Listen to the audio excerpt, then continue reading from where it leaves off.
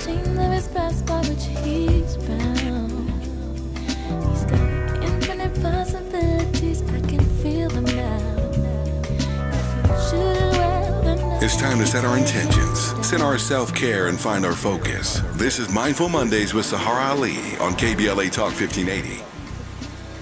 KBLA Talk 1580. It is Monday and time for Mindful Mondays. We're joined by Sahara Ali. She is a yoga instructor, a sound healer, a life coach, and just an all-around good, sweet woman. Good morning, Sahara. Good morning, James, and good morning, KBLA family. Welcome to Mindful Monday, where we get our minds right for the week by setting positive intentions to honor our mind and body through meditation, affirmation, and prayer as we step unapologetically into our week, being on purpose with faith, wisdom, truth, and power. This week, we're under the celestial influence of Venus shifting into Taurus on the 6th. Venus is a planet of love, values, money, and relationships, making this a powerful time to heal, reflect, and reassess our values. It's aiding us to recalibrate our heart's desire, fostering strength, compassion, and harmony in all relationships. But most of all, filling our cup first, filling our cup with self-love and self-care, transforming challenges into strength, and making way for new opportunities. And it's reminding us that life is not a competition. It's a gift to be appreciated. And the call to action is to focus on the long game, mindfully manifesting what we want, not what we don't want. Our Mindful Monday intention is to let go of the blame game, trusting the power of self-love, creating space rooted in kindness and compassion. And so going forward today with our Mindful Monday meditation, let's listen with our hearts. Let's open our minds. Let's let go to build a new foundation anchored in truth, anchored in wisdom, allowing divine wisdom to transform our fear into faith. So let's pause for a moment and take a big breath. Take a big breath and be right here, right now, as you slowly exhale. Now close your eyes, giving yourself permission to be in present time, centered and grounded. Listen to your breath as it slowly moves in and out of your body through your nose. Breathe in and then exhale through your mouth. Do that about 3 or 4 times and mindfully bring yourself here and now in present time, listening to my voice, feeling your heartbeat as you inhale and as you exhale. Give yourself permission as you breathe to find stillness, to find inner peace, to open yourself to divine guidance with each breath, surrendering to wholeness. Just breathe deep and relax. Slowly breathe, and every time you exhale, let go of fear, let go of judgment. Tap into that world behind your eyes, connecting to self-love, opening the space of compassion. And just breathe. And as you breathe, allow your mind and body to embrace change. Allow yourself to align with your highest good. Feel that. Connect to that. What is your highest good? How are you willing to connect your breath to the wholeness within you and the world behind your eyes? Just relax, release, and let go. And as you breathe, call forward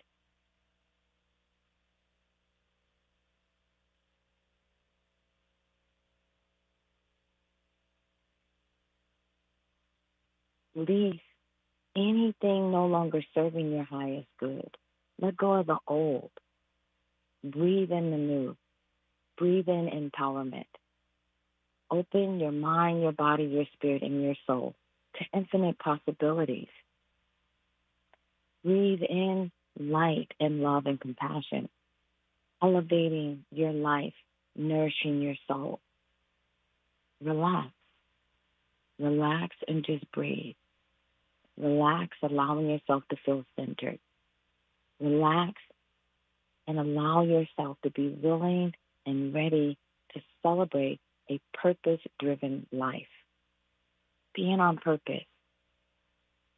Being about who we are on KBLA, not blacking down, not being being unapologetic, and honoring self-love, honoring wholeness, and standing for something. Relax and connect to that wisdom. Connect to your wholeness. Now take the biggest breath you've had all morning.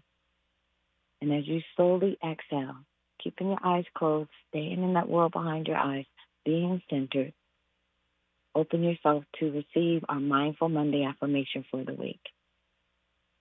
Today, I embrace my life's purpose, stepping forward, ready to celebrate transformation with grace and ease. Breathe that in, center that, anchor that. Today, I embrace my life's purpose, stepping forward, ready to celebrate transformation with grace and ease. Allow your spirit to receive that gift.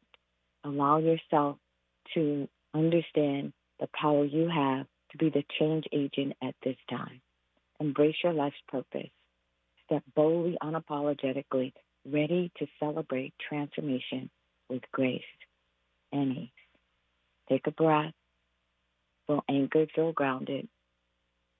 Center yourself. Allow yourself to come back to present time.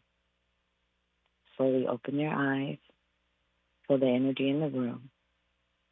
And connect with your wholeness. Ready to be on purpose. Ready to celebrate transformation. Thank you, James. Have a smiley, Miles, and the 1580 KBLA family. Have an unapologetic, mindfully blessed week. Stepping forward, living on purpose, ready to celebrate transformation with grace and ease.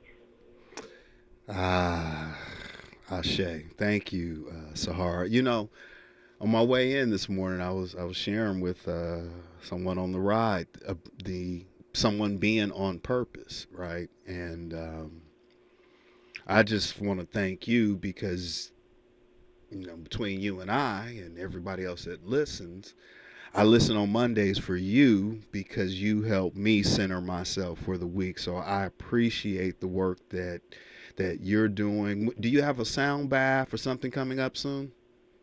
Yes, we have a sound bath at Yoga House on the, the Equinox, which is the 21st. You can go on Yoga House website and pick that up and get registered. It's probably because it's the solstice, the summer solstice, it'll probably be crowded. So make sure you register with that. But I'm always in my office on Sundays and Mondays, open to all the KBLA listeners to come in, to be recalibrated, to get jacked in, to connect to their wholeness so that they can be on purpose.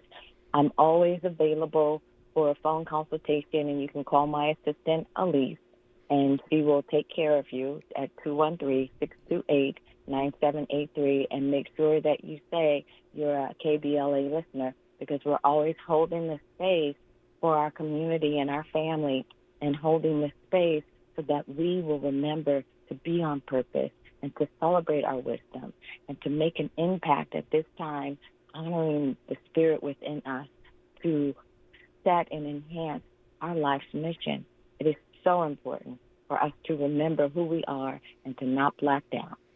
Absolutely. You can reach Sahara Ali, her assistant Elise, at 213-628-9783. Sahara, thank you so much.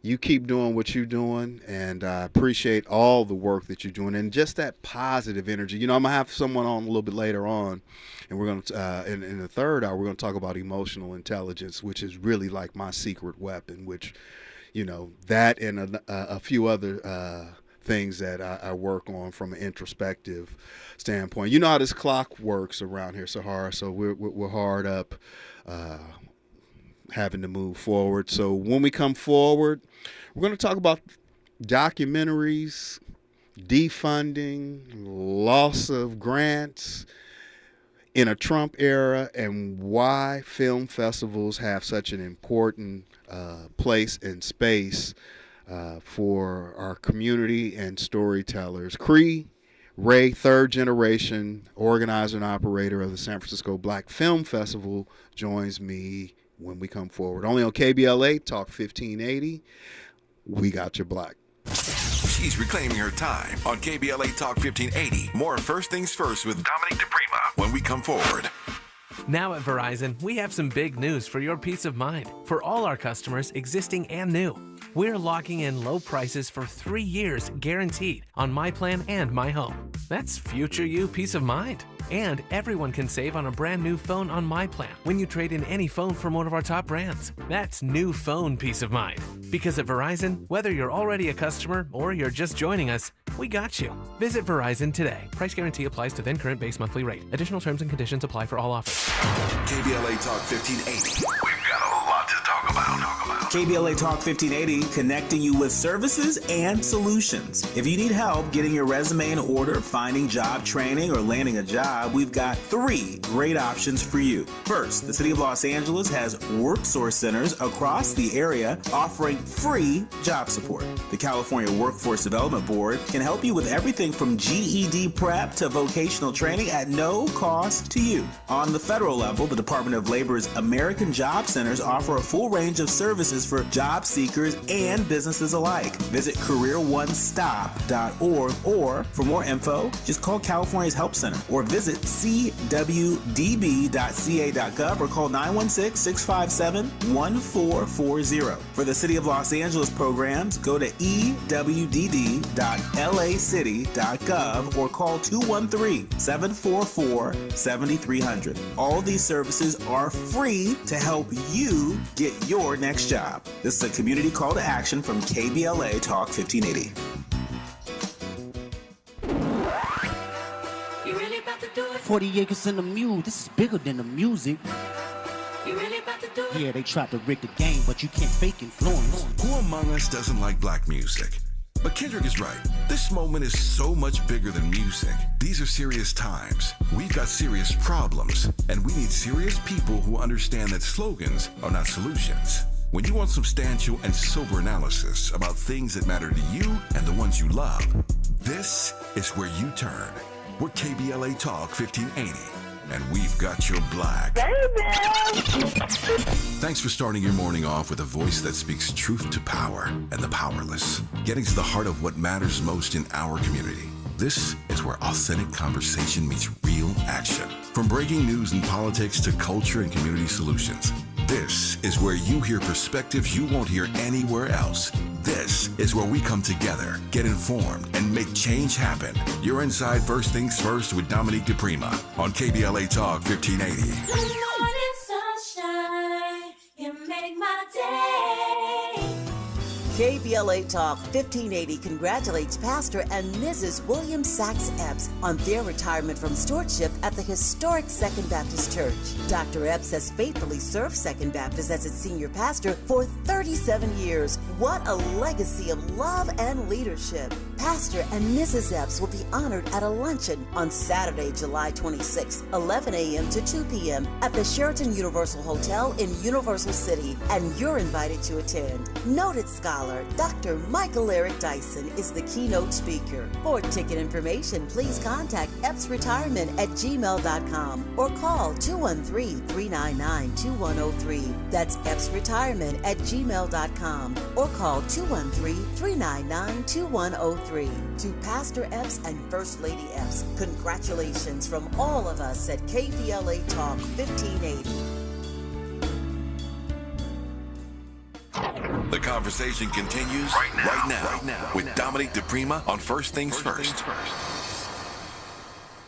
And that's right, KBLA Talk 1580. You are not listening to Dominique DiPrima, but you are listening to First Things First, and I'm James Farr. I'm subbing in for Dominique today. Dominique will be back tomorrow, y'all, so substitutes in the classroom. That doesn't give the delegation a reason to act up. We're going to power through this conversation this morning, and I'm still processing what Sahara was saying in terms of focusing on the long game and being on purpose. As I told you before we came forward, the current political climate and DEI programs are being rolled back, and funding for black filmmakers is under serious threat. Executive orders signed by Trump are pulling funds from organizations and even corporations who otherwise would be supporting the arts and festivals. It's drying up now. But my next guest is the executive director of the San Francisco Black Film Festival, a festival that has been in existence for nearly 3 decades. She is the third generation festival operator and organizer, and she's joining us this morning to talk about this very important issue. Cree Ray, good morning. How are you? Good morning. I'm good. How are you? I am great. You ready? I am. Okay. So before we, because obviously we want to talk about the festival, and that we'll have time to get into that. But I want to know, how, when we look at this current political climate, right, your festival has been around for nearly 30 years, and it, is self-funded. It's funded through organizations and grants and, some level of sponsorship. But are you seeing an impact from organizations pulling back funding because of this kind of anti-DEI rollback thing? I would more say we're seeing kind of a shift in funding in San Francisco, particularly just around a lot of arts organizations. DEI will play a small part in it, but it's mainly majority of all of the arts as a whole in San Francisco have been getting cut back on funding, whether that's grant funding, whether that's, coming from the state or the city. And then that also means just for any of our sponsors or any of our donators that we typically have each year, they have also had to pull back either the amount that they're sponsoring or donating, or they're pulling back as a whole because they have budget cuts in their actual corporations that can't, they can no longer support giving out extra funding. So I will say that's been the biggest impact, and that's been the past almost 3 years. But this year is the first year that we've really felt it in San Francisco. Tell me how important, or what's the importance of, black filmmakers having spaces to tell their stories, and why we need to be supporting that type of work. The writing's on the wall. If we don't offer this space, there won't be many spaces for black filmmakers or black artists to show their stories or show their, their artwork, as you would say. So, the bigger organizations, bigger corporations, they're not always going to look for a black filmmaker first. So we make sure that that's first and foremost what we look for to help them get that stepping stone. And it's an important stepping stone. Many films screen at festivals across the country. Your festival, as I said earlier, has been around for nearly three decades, right? And so tell me about some of the films that have come through there and filmmakers that have come through there. I know Danny Glover was a big supporter of the festival. And so who else has come through the festival? We've had Mario Van Peebles. We actually have Danny Glover coming back this year. What? He's going to do a meet and greet with us on our opening night on Thursday, June 19th. We've had Mario Van Peebles. He actually is out of LA. His name's Mark Stallion. He's also a teacher out there. He's a really, really great filmmaker. Obviously, we have James Farr, who also has been in the film festival every single year since I've been running it, which is, 7 years almost now. I've heard of him. And then, Spike Lee was a huge supporter of my grandmother. She's had Taraji P. Henson there. Her reign is a lot, obviously, bigger on those names than mine is currently. But again, a lot of that does have to do with just the funding cuts that we've seen over the past years. Wow. I mean, it's such a beautiful, beautifully ran festival organization. What are the filmmakers telling you? You know, when they're reaching out to you, are they having trouble, you know, securing funding or finding places to show their work? I think it's the finding places to show their work. Some have kind of talked of funding. We haven't had, you know, a huge conversation around it, to be honest, with a lot of the filmmakers. It's kind of, if they bring it up, then we're happy to have that conversation. I almost feel like it's one of those, like, harder conversations to start, or harder conversations to have. But I will say, you know, even when it comes to them wanting to actually be at the film festival, the travel, that can also get expensive. So sometimes if we have it or we're able to do it, we will help depending on what that looks like or what we can do in that aspect. You know, I think one time it was, we offered to pay the gas for somebody to drive down from LA because they really, really wanted to be there. It was their first film debut, but they just didn't have the funding to necessarily get themselves there. So we try to help out the best we can. And one thing that we've been wanting to put together is kind of like a funding bucket to be able to help any filmmaker that we can, whether we do that through, you know, you apply through a program, things like that. It's just, again, with all the budget cuts that happen and all these steps to get there, it's hard to even financially run SFBSF with how many budget cuts we've seen come through.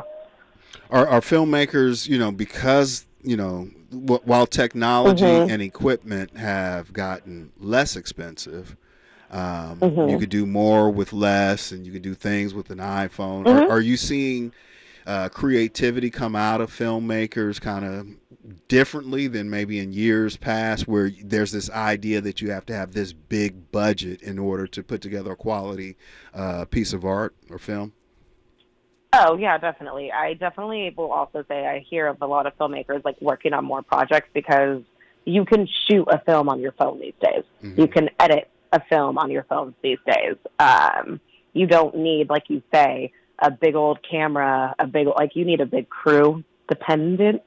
But you don't need as many bigger aspects that you would when it used to be to make a film. So I definitely would say the creativity is a lot wider of a range, and they get to do more with less, which is nice too. And that, I mean, because documentaries are one thing, and you know, filming a documentary is a different process, right, than scripted in terms of, you know, multi-camera and all that. So are you seeing people filmmakers move away from scripted and moving more kind of into either reality based or documentary or the new thing docuseries based type programming? I would say I'm still seeing a good mix of everything come through our submissions. We actually don't get a lot of animation, which is something that I've been trying to push a little bit more, and that's also just an ode to my father. He loves the animation. So that's the one category that we see less of. And actually this year we did not have a lot of scripted films submitted that were children's films. Normally we have a good chunk of children's films. We did not get that this year. But I would say when it comes to like reality or docuseries or documentaries as a whole or scripted films, that's pretty even across the board still. Right. I want to talk to you a little bit about your family's legacy, and you, as you said a little bit earlier, you took over the festival 6-7 years or so ago. Festival's been around for almost 30 years. Well, this is the 28th year, I think, right? 2025 is the 20, somewhere in there, right? Now, I'm gonna say this, Cree, don't get mad at me. I don't think you're 30. You know, you don't have to answer that. but tell me, you know, we got enough time. I just want to get a little bit. How did the festival start? If we can do that in a minute. Yeah. So basically, my grandmother, Ave Montague, she started San Francisco Black Film Festival, and she started it because she saw a lack of Black film, and she started in 1998. So 27 years is how long the film festival has been around. So she just saw a lack of Black filmmakers and a lack of Black artists, and she wanted to be able to uplift that and have a space for them to be able to showcase their films, to be able to help get their names out there, kind of give them that stepping stone. And it started, so she actually used to be a fashion buyer out in New York, and then she's from New Jersey originally. And then she moved to San Francisco. She actually owned her own video store, like a video, almost like a Blockbuster, if you will. But we would call it a Black Blockbuster. So it was just Black film.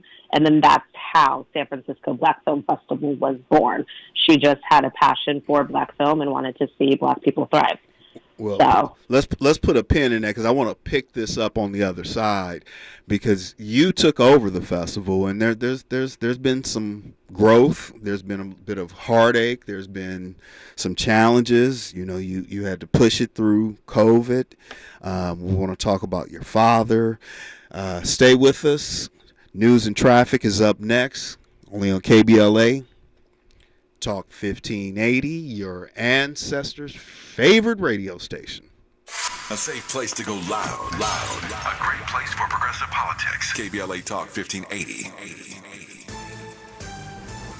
I'm Bree Wood with BIN News Now. 8 people were burned, one critically, after a man attacked a pro-Israel walk in Boulder, Colorado, with a makeshift flamethrower. The FBI calls it a targeted terror attack. Congressman Jamie Raskin, who is Jewish, says he's been shaken. There's just no justification for terrorism and violence in this way. The suspect, Mohammed Salman, allegedly shouted "Free Palestine" during the assault. New Orleans held a jazz funeral and multi-faith memorial for 19 African Americans whose remains were used in racist 19th century research. Repatriated from Germany, they were finally laid to rest with dignity at the Hurricane Katrina Memorial. And Nico McKnight, the estranged son of Brian McKnight, has died at 32 after a 2-year battle with colon cancer. His loved ones, including family members, big brother Brian McKnight Jr., Uncle Claude, and mother Julie, thanked everyone for their support. Get BIN News Now on demand 24/7 on the iHeartRadio app. A sponcomito or a piece of cake, no matter how you say it, you save at cheapoair.com/ES. The deals are fully translated in Spanish, so all you've got to do is scroll and save, with deals on up to 500 airlines worldwide. cheapoair.com/ES. This is the KBLA Sports Minute with Ray Richardson. A tough day for LA's major sports teams on Sunday. The only team to get a win was UCLA's baseball team. They beat UC Irvine 8-5 in the NCAA baseball tournament. UCLA advances to the Super Regional. They're only 2 wins away from the World Series in Omaha. UCLA's women's softball team was eliminated Sunday from the World Series in Oklahoma City. They lost to Tennessee 5-4 on a walk-off single in the 9th inning. UCLA finished an impressive season at 55-13. The LA Sparks lost at home to Phoenix 85-80. Third straight loss for the Sparks in the WNBA. The Dodgers and Angels wrapped up the weekend with losses. The Yankees beat the Dodgers 7-3 to avoid a sweep. The Dodgers outscored the Yankees 29-14 in their 3-game series. The Angels fell 6 games below 500 after losing 4-2 at Cleveland. No debates, no speculation, just the info you need. That's your KBLA Sports Minute. I'm Ray Richardson. More news, opinions, and conversation when we come forward on KBLA Talk 1580. At the tone, please record your message. You ready? Drop it! Mr. Tavis Smiley, preach it. Thank you, man. Politics in this country is crazy. You put things in perspective that even I didn't. The right is playing fast and loose with facts and scapegoating everyone under the sun, especially black and brown people. As a white man, I do not agree with this, and I am on my black and brown brothers and sisters' side. Fight the good fight. Know that I am part of the resistance. Let's fight the power. Our freedom of speech is freedom of death. We got to fight the powers that be. KBLA Talk 1580. We've got your black.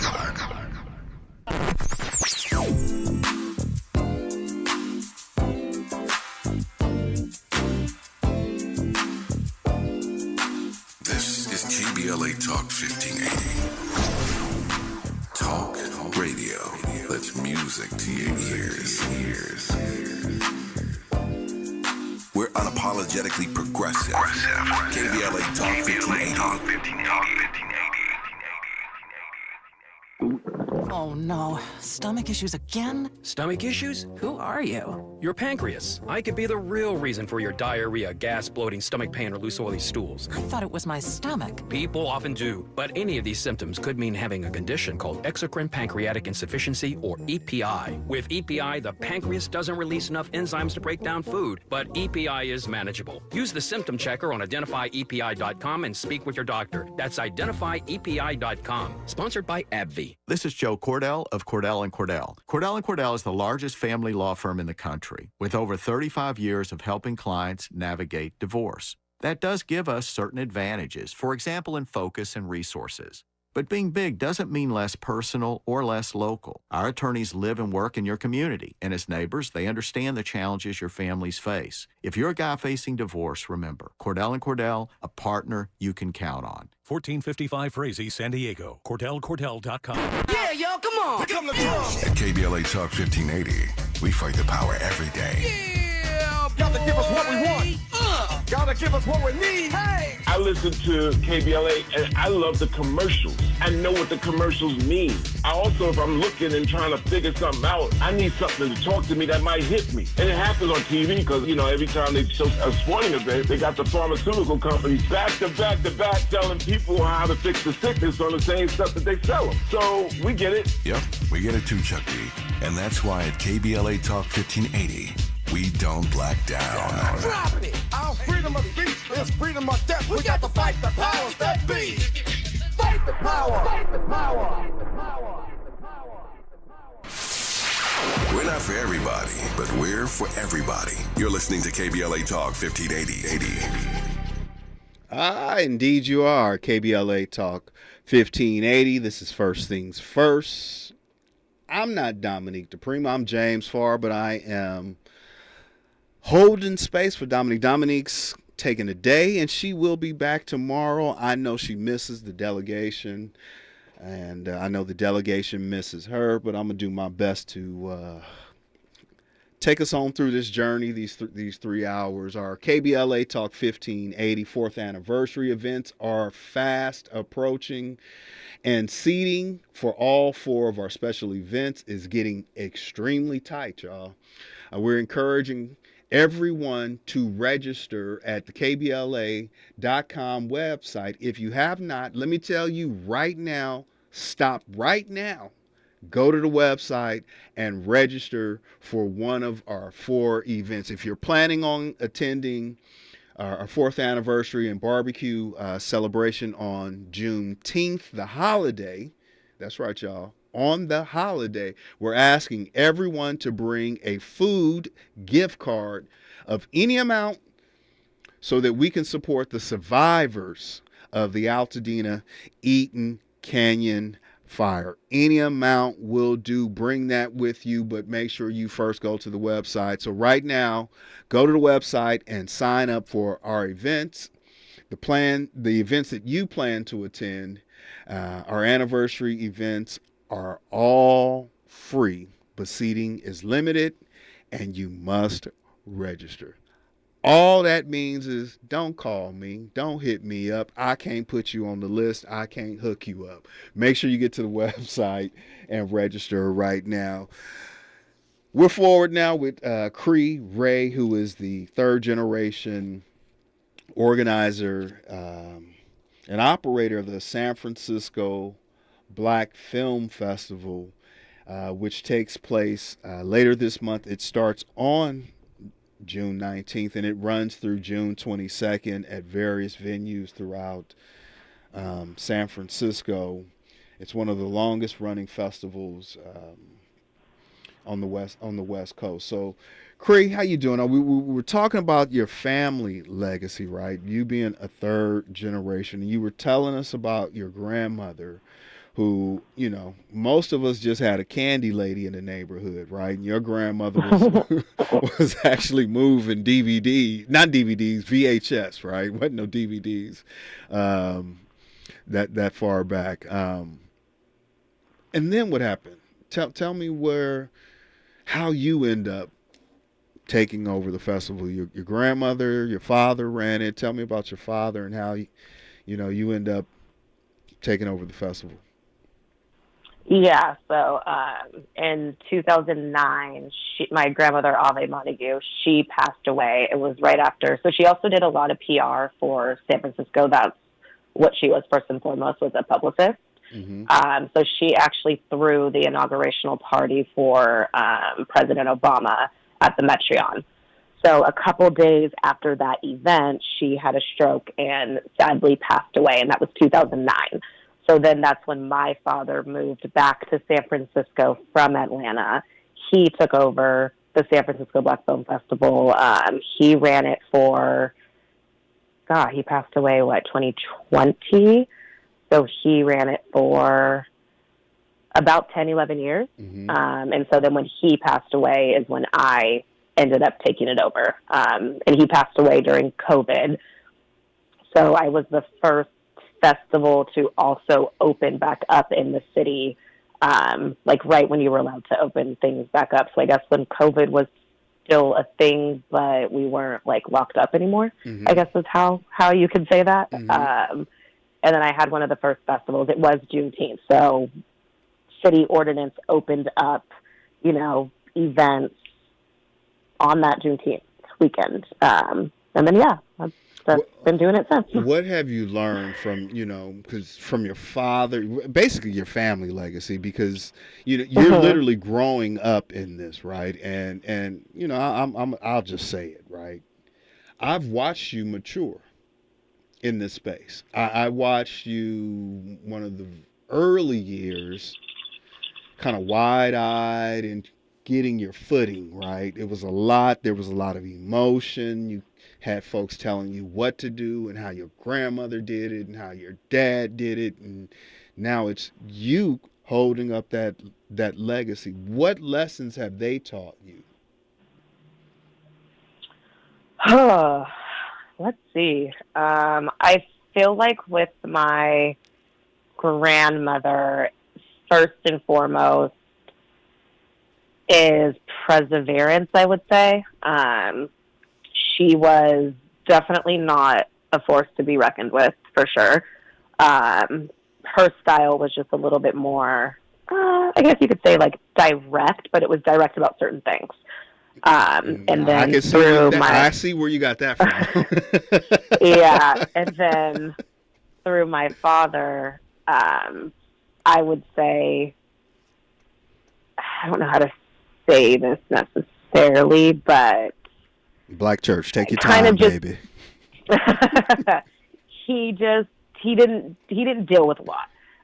He was if anybody who has ever met him, anybody who will ever talk about him, the answer is he was always very chill. You would never really see him get angry. You would never, not that you wouldn't see an emotion, but he was never really stressed. It was always just chill. However, I would say he did not like to get into the weeds of things. So any type of drama, any type of anything, it was always very just we're throwing this is what I do. I'm here to have a good time. I'm here to, keep the legacy going and support Black artists. And that was kind of it. So with that being said, the difference of my grandmother always kind of, and not that he didn't build on relationships and things like that, he did. She was just at heart a publicist. He was just at heart a person of the people, mm-hmm. is the best way I can put it. Mm-hmm. So I would say through both of those personalities and both of those difference of leadership styles, I guess you could put it. Mm-hmm. I come in and people say I'm almost like a hybrid. So there's areas where I'm very much like my grandmother. There's areas where I'm very much like my dad. And then through the last couple of years, there's areas where I'm very much just me. So that's been interesting and fun to navigate. And what a joy, right? Because I was saying, I've watched you mature, right? I've watched you take ownership, right? And we look at us doing for us, and you look at a black owned or black operated in holding space in the festival used to take place in the Fillmore. What do they call it? Hayes Valley now, or whatever. They've gentrified it and tried to rename it up there. But it was at the core of going back 28 years. San Francisco then and now is still an amazing place, regardless to what people say, right? I mean, I've been to the festival, I think this will be my 5th year straight, right? 4th or 5th year straight. And the San Francisco, and for those folks who just tuning in, I am from the Bay Area. Dominique is from San Francisco, right? It is not the San Francisco that you see on the news. It is still a beautiful city and a very liberal and progressive city. And I don't see nothing wrong with that. Tell me more about the challenges of putting on the festival this year. I mean, tell me about some of the films, some of the filmmakers.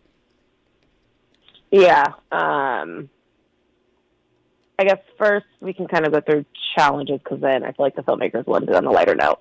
I would say the first and foremost challenge of this year, surprisingly, actually, a challenge that I had this year was finalizing my dates, which is a funny thing because traditionally, we have always done our film festival over the weekend of Father's Day. So it always started on the Thursday before Father's Day, and it always ended on the Sunday of Father's Day. Mm-hmm. Ever since Juneteenth was declared a national holiday, obviously the dates, or I wouldn't say the date, but the day of the week of Juneteenth has been changing, has been shifting.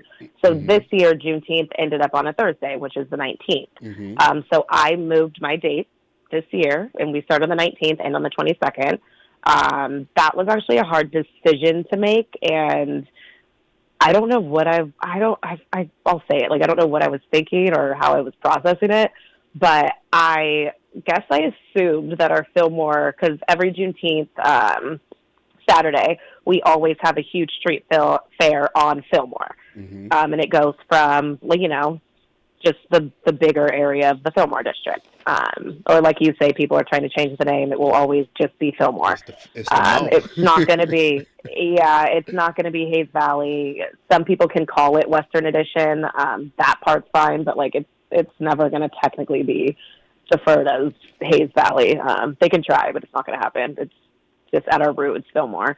But that street fair is still on the 15th. So it's going to be interesting to see how this plays out. However, I mean, I'm happy with my decision because the next year it will be, it's going to be on the Friday of Juneteenth, and then the following year it will be on a Saturday of Juneteenth, and the next year it will be on the Sunday of Juneteenth. So I kind of also strategically did it so each year for the next, 3 years, it's going to fall on a Juneteenth date, which is first and foremost what I want and what I care for. So it will now kind of be a little date shift that we'll have. So that was actually one of the harder decisions that I made, but I'm happy with it and I like it. Second one.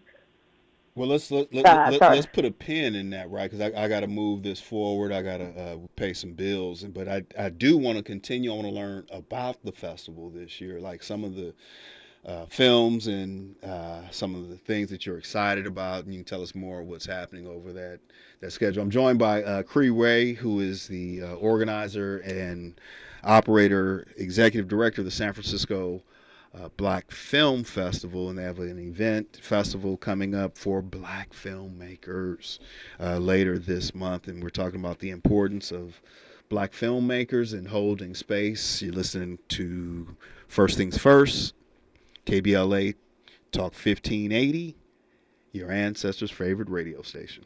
More of First Things First with Dominique DiPrima when we come forward. Attorney advertising. advertising. Prior results do not guarantee future outcomes. Founded in Los Angeles in 1986, litigation powerhouse Quinn Emanuel has deep roots in the Los Angeles community. Since 2007, we have litigated some of the largest fires on the West Coast. We are proud to be the only AmLaw 100 firm in the country to represent wildfire victims, giving affected individuals, families, and businesses the same focus and individualized attention we devote to our Fortune 500 clients. BTI Consulting has repeatedly recognized Quinn Emanuel as among the 4 law firms in-house counsel least liked to oppose in any litigation, and we are often deemed the most feared. And after securing over $80 billion for our clients in various matters firm-wide, we understand why. If you have been affected by the recent wildfires in Altadena and the Palisades and would like to discuss your situation further, please contact wildfire support at QuinnEmanuel.com or call us at 213-443-3050. Quinn Emanuel is proud to sponsor Conversation Live Altadena Rising with James Farr on KBLA Talk 1580. Attorney advertising. Prior results do not guarantee future outcomes. Hi, I'm LA City Councilman Curran Price, inviting you to join us on Saturday, June the 14th from 11 a.m. to 2 p.m. as we cut the ribbon on the brand new Enel Woods Park at 8703 South McKinley Avenue. Thanks to a generous donation from Heal the Bay, the park features smart irrigation, stormwater capture systems, and space for local wildlife to thrive. And we've built a walking trail, picnic areas, native landscaping, and quiet spaces for families to gather, relax, and connect. This is part of a much larger effort to expand green spaces across South LA with 3 new parks in the works, a first-of-its-kind community center coming soon, and plans to connect it all through the South LA Greenway. So mark your calendar for Saturday, June 14th, 11 a.m. to 2 p.m., and come celebrate a greener, stronger South LA at Enel Woods Park. I'm also pleased to sponsor the Climate Justice plus Black Health Symposium, moderated by Tavis Smiley, live on C-SPAN, Wednesday, June the 18th, from 4 to 7 p.m. at the Nate Holden Performing Arts Center. Just a reminder to sign up right away at the KBLA1580.com website to join me, Mayor Karen Bass, Congresswoman Sidney Kamlager Dove, Tennessee State Representative Justin Pearson, Dr. Cornel West, former Congressman Jesse Jackson Jr., the Sierra Club's Ben Jealous, and other black influencers in the climate and health fields as we continue to amplify the connection between climate and poor health outcomes for our people. Thank you for listening. I'm Councilman Curran Price.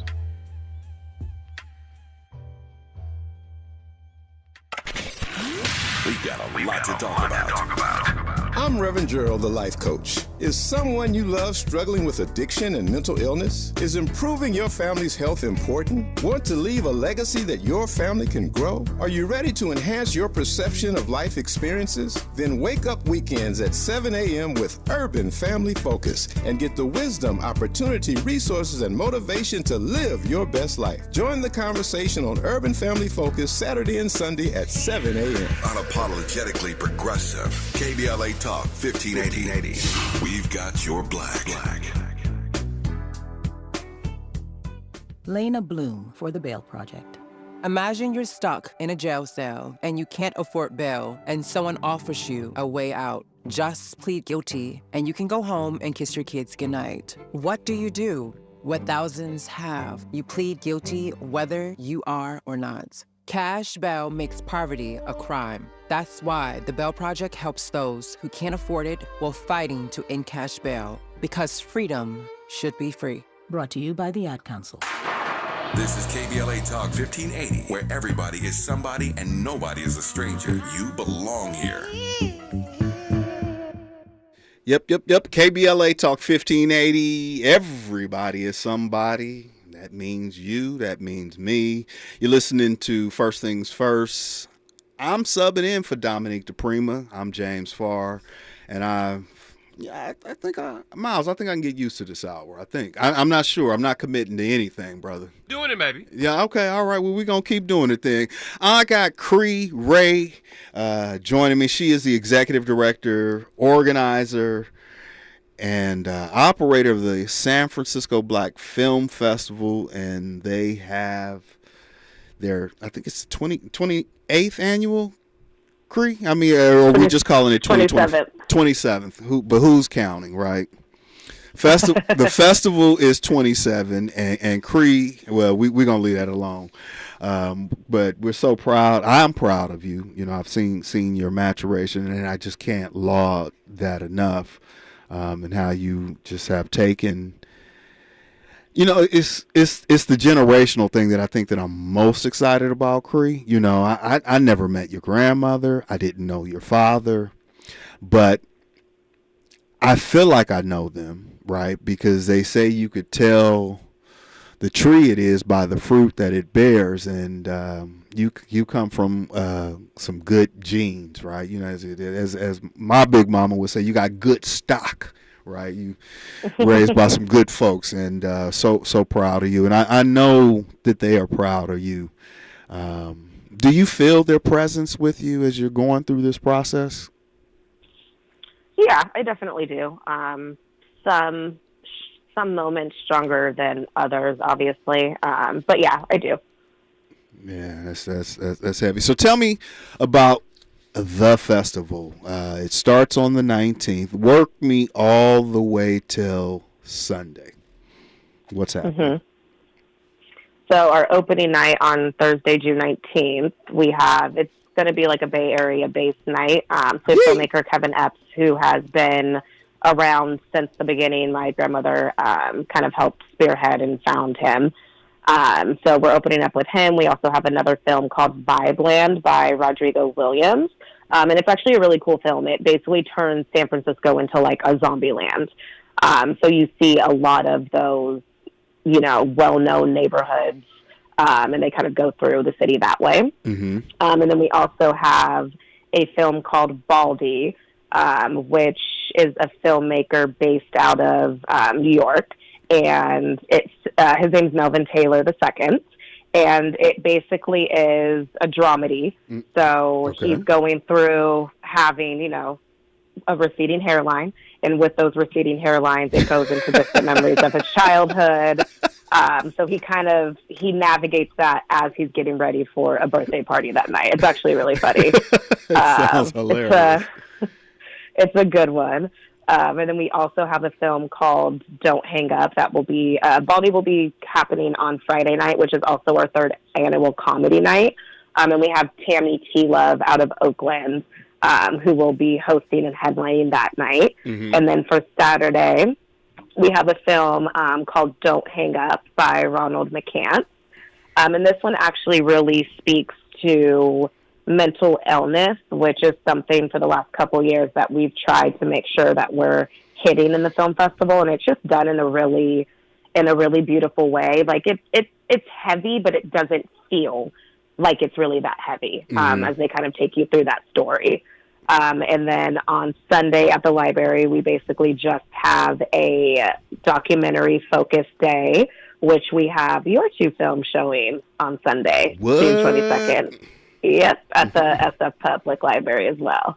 And so those ones I'm also very excited to show. And then obviously led by your Q&A after, too. So Sunday's the documentary day.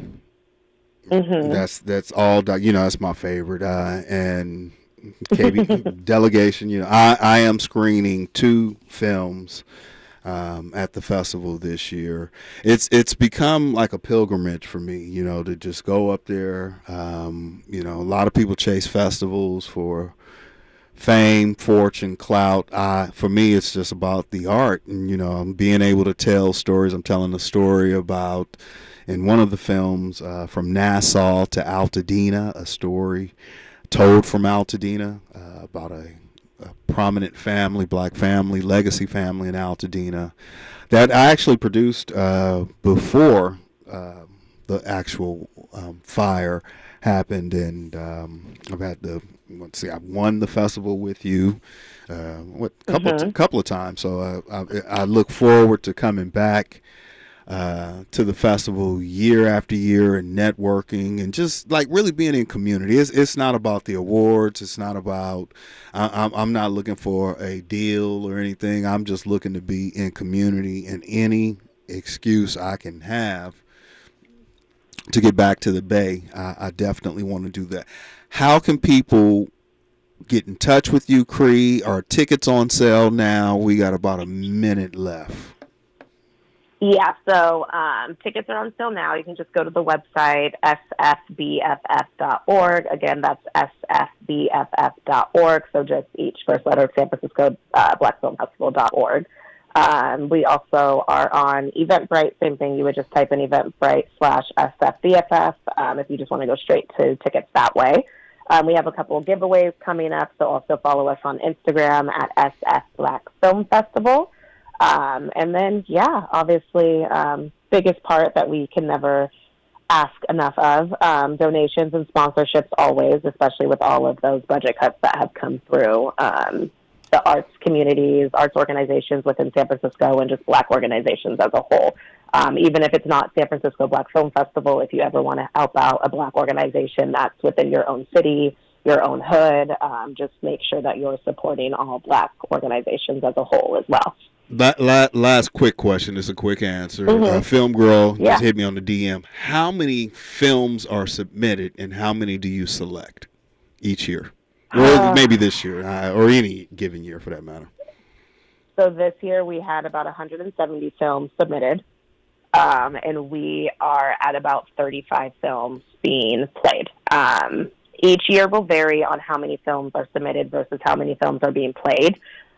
We've played around with a lot of different scenarios of this, but we always just want to make sure that we're giving you guys a good experience as a whole. But a lot of films to be submitted, and it is a very rigorous judging panel that we go through. Oh, I know. There are no give-me's. The work has to stand on its own. Cree, Ray, thank you so much for joining me this morning, and I look forward to seeing you real soon at the San Francisco Black Film Festival, which takes place. Yeah. I will see you in a couple weeks. Yeah, June 19th through the 22nd.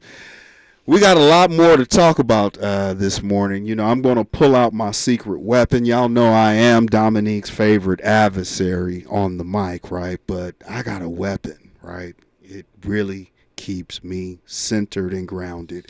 Only on KBLA Talk 1580, we got your black. KBLA 1580 Santa Monica. I'm Bree Wood with BIN News Now. 8 people were burned, one critically, after a man attacked a pro-Israel walk in Boulder, Colorado with a makeshift flamethrower. The FBI calls it a targeted terror attack. Congressman Jamie Raskin, who is Jewish, says he's been shaken. There's just no justification for terrorism and violence in this way. The suspect, Mohammed Salman, allegedly shouted "Free Palestine" during the assault. New Orleans held a jazz funeral and multi-faith memorial for 19 African Americans whose remains were used in racist 19th century research. Repatriated from Germany.